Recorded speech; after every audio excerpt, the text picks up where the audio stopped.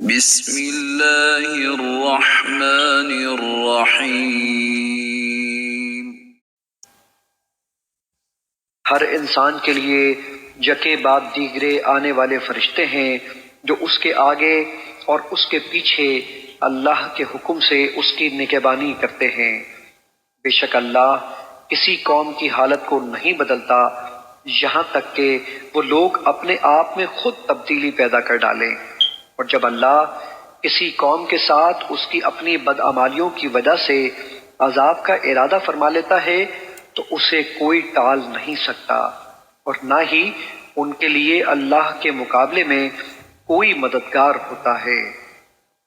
وہی ہے جو تمہیں کبھی ڈرانے اور کبھی امید دلانے کے لیے بجلی دکھاتا ہے اور کبھی بھاری گھنے بادلوں کو اٹھاتا ہے۔